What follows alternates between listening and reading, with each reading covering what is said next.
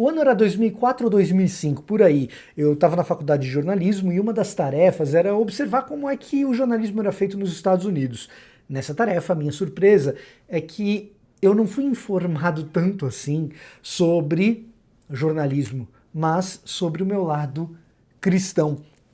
TV ligada, a matéria vai para o repórter e o repórter tá com cinzas na testa. E eu até já tinha visto alguns católicos com essa marca na quarta-feira de cinzas no Brasil, mas eu comecei a perceber que naquela TV emissora americana tinha muita gente.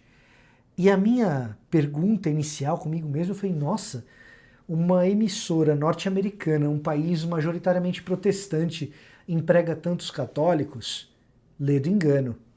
Era, na sua maioria, gente protestante manifestando a sua entrada na quaresma pelo sinal da cruz com cinzas na testa. Era quarta-feira de cinzas, só isso.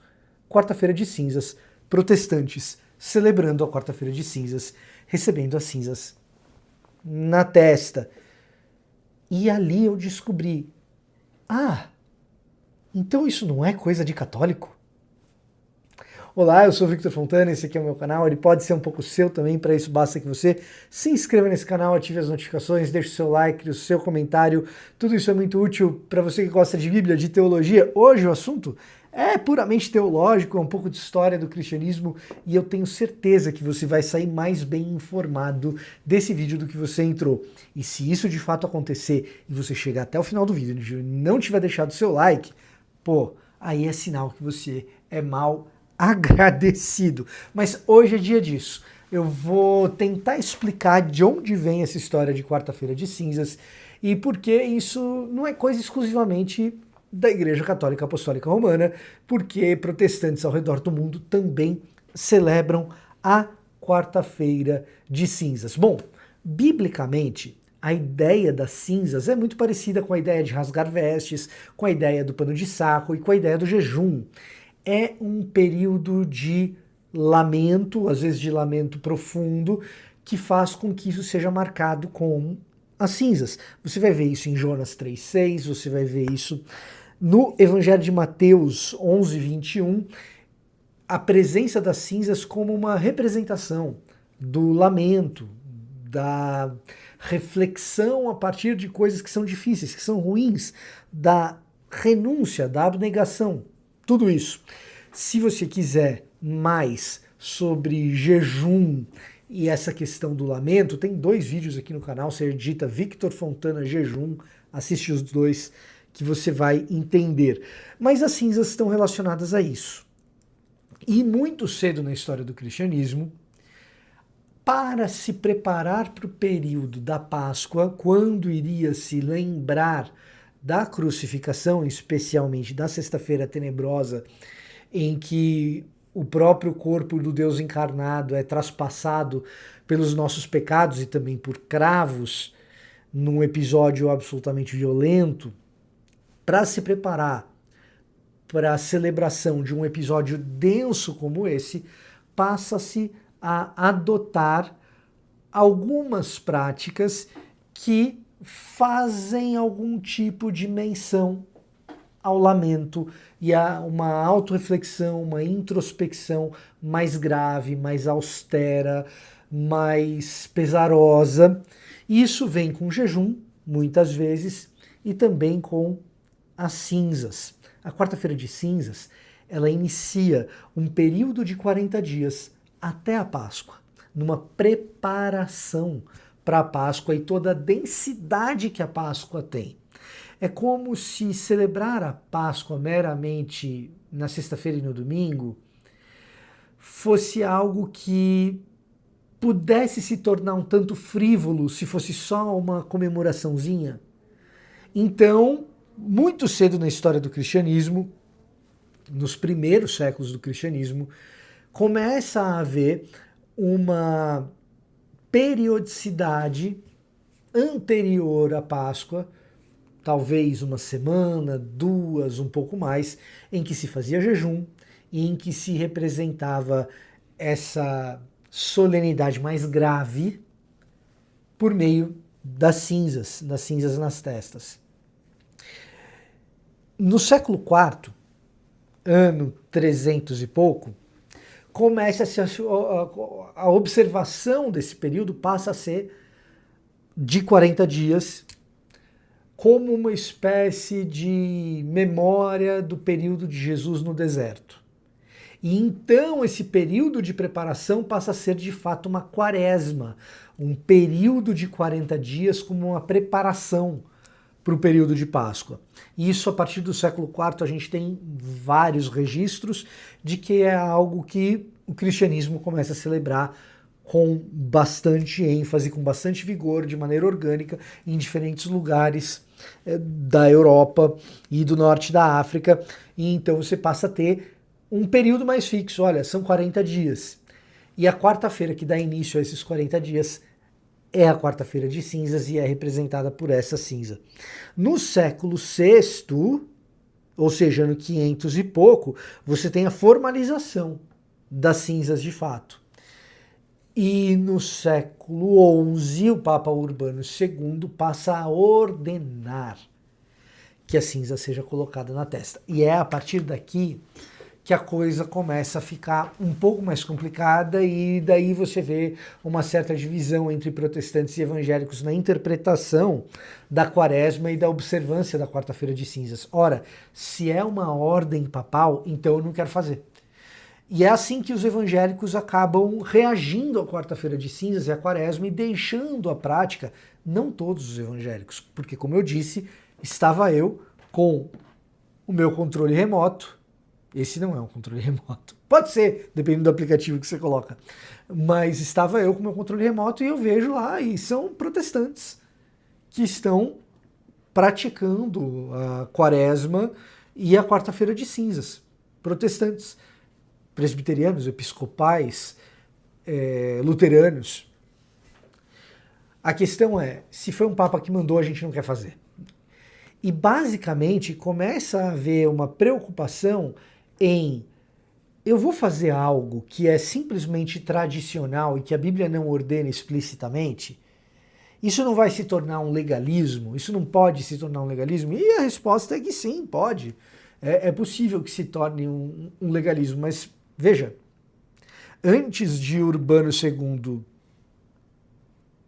decretar as cinzas, nós temos 800 anos em que isso é praticado de modo espiritual pela igreja sem que houvesse uma ordem.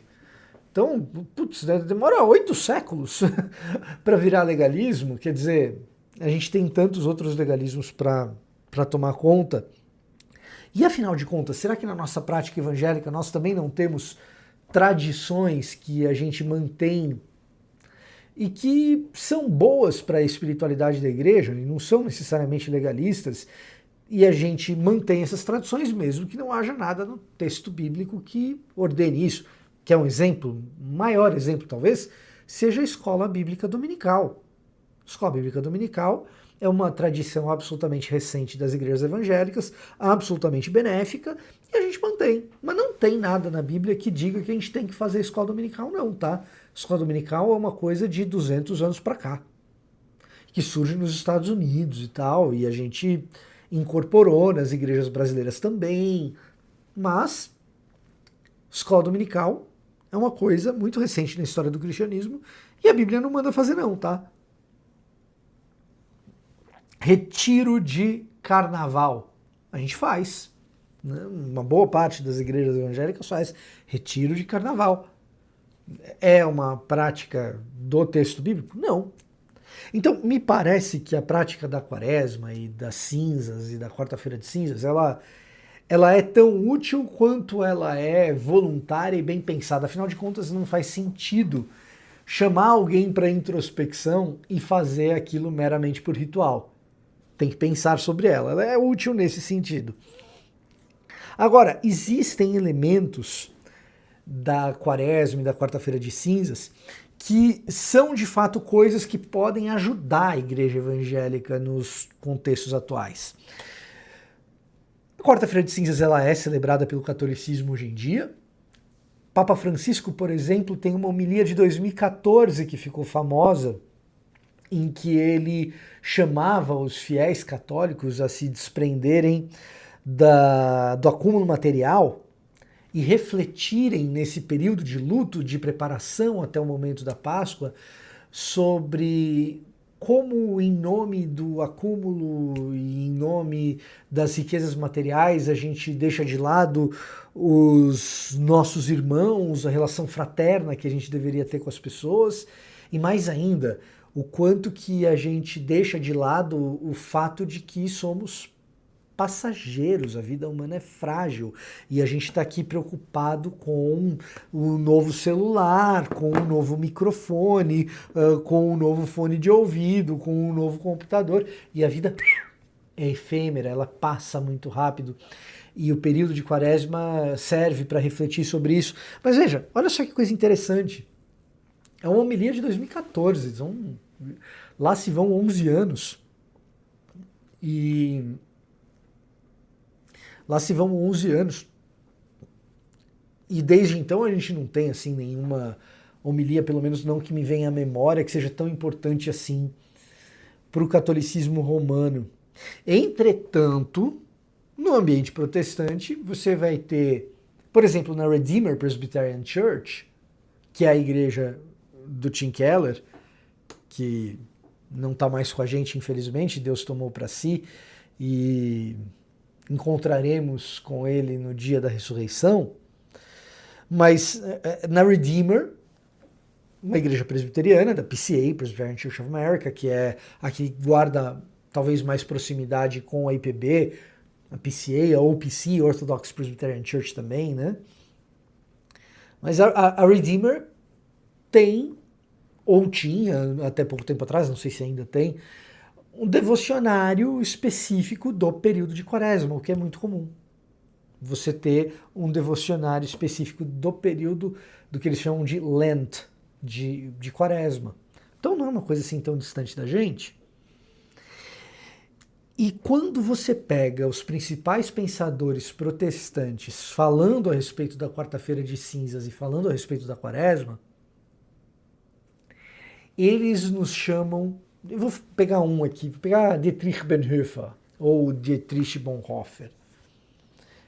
Quando caras como Bonhoeffer vão falar de Quaresma, de quarta-feira de cinzas, eles trazem para si uma espiritualidade de lamento próxima do luto, do jejum e do discipulado radical e de uma certa aversão a fazer com que a espiritualidade seja um meio de obter satisfação material. Veja como isso é o contrário do jejum que a gente muitas vezes vê no ambiente evangélico. Por que o evangélico, na média, jejua? Porque ele quer uma vitória que é muito difícil. Então, para ter aquela vitória muito difícil, que geralmente é um bem material, ou uma promoção no trabalho, ou sucesso na sua carreira, então ele fala assim, não, a minha oração sozinha não tem poder suficiente, então eu preciso jejuar também, porque é tipo um bônus, e a gente vai juntando aqui o Velociraptor com o Tiranossauro Rex, com o Triceratops, e a gente faz o Megazord da espiritualidade, com a oração, o propósito, o jejum, ir no culto tal. A Quaresma é um lembrete que o jejum não serve para isso não. O jejum é mortificação da carne. A Quaresma é mortificação da carne. É um período que a gente se prepara para o dia mais grave, mais austero, mais tenebroso do ano, em que a gente lembra que a violência humana traspassou o corpo do próprio Deus encarnado. Então é importante a gente recuperar esse senso de uma palavra que faz tempo que eu não escuto nos ambientes evangélicos mais pop, uma palavra chamada temor. Então, guardada a advertência a respeito do legalismo, vamos criar mais uma data aqui e vir uma data vazia e ritualística. Guardada essa advertência, a quarta-feira de cinzas e a Quaresma me parecem extremamente propícias como espiritualidade para a igreja evangélica brasileira de hoje.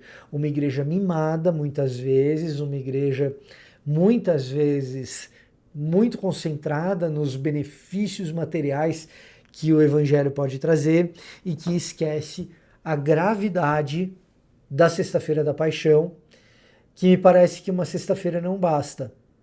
É necessário, sim, que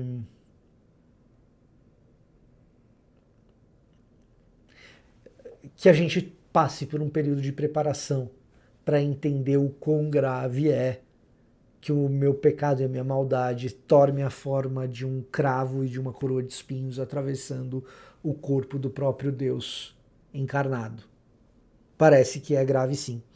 E se você quer um exemplo disso, é só lembrar que a Black Friday vem no dia seguinte do Dia de Ação de Graças. Ou seja, um dia só não é suficiente para que a gente tenha uma espiritualidade sadia. E alguém pode então dizer, Vitor, então vamos fazer isso o ano inteiro.